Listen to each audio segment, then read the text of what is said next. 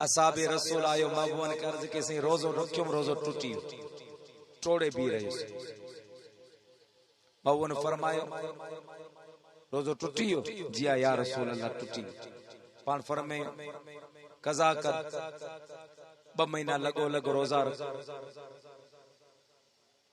अर्ज के सही हिकड़ो रखियो वो टोड़े बीठो या 2 महीना कथा रख नबी पाक फरमायो सच गुलामन सच मिस्कीनन के खादो खारा अर्ज कई या रसूल अल्लाह गरीब आया मुझे महबूब फरमायो पो गुलाम आजाद कर गुलाम जे मुंह में ताकत ना आए नबी पाक फरमायो पो छो आयो आई अर्ज की मां साईं महबूब महबूदो वा हर दर्द जे तो वट आहे दवा तो के न चवा तप के चवा हर दर्द जे तो वट आहे दवा तो के न चवा तप के चवा सुन अर्ज मुझा महबूब खुदा तो के न चवा तप के चवा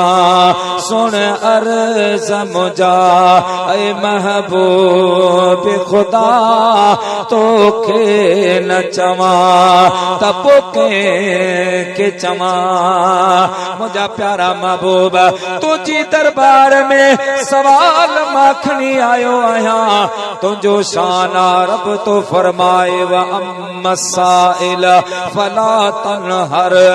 मुझा प्यारा महबूबा को सवाली अची वने त उनके झिणक जान मुझा महबूबा उन सवाली जो सवाल पूरो कजा मुझे महबूब फरमायो तो वह पो मां तो के बाद तो घुराया हाणे रोजे जे कफारे जे ला यो हुक्म अल्लाह पाक कुरान शरीफ में फरमाया केर मानो रोजो टोड़े त 2 महीना लगो रोजा रखे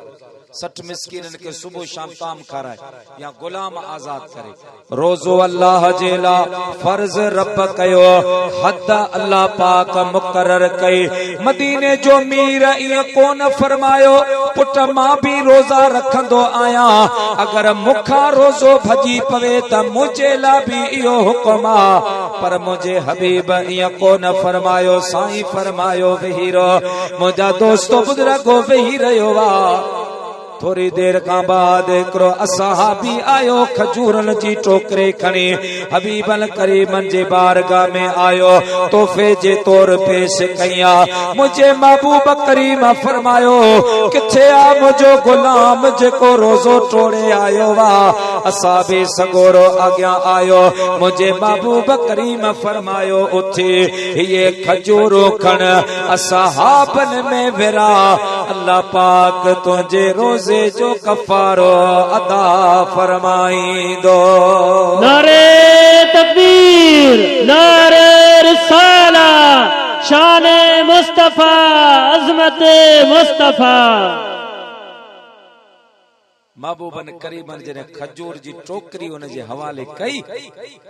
उन जो वा खजूर उन जी टोकरी मुझा प्यारा मुसलमान भाईरो खैया खजूर जे मथा नजर पई अखिन मां लुड़क भरजी आया मदीने जे मीर फरमायो छो तो रोई अर्ज के या रसूल अल्लाह या हबीब अल्लाह मां गरीब आया मां मिस्कीन आया अगर इजाजत मिले ये खजूरो खणी वने पांजे बच्चन के खाराया मुझा प्यारा महबूबा मां मिस्कीन आया मुझे हबीब पाक सल्लल्लाहु अलैहि वसल्लम फरमायो ओ मुझा प्यारा गुलाम खणी वनी पांजे बच्चन के खारा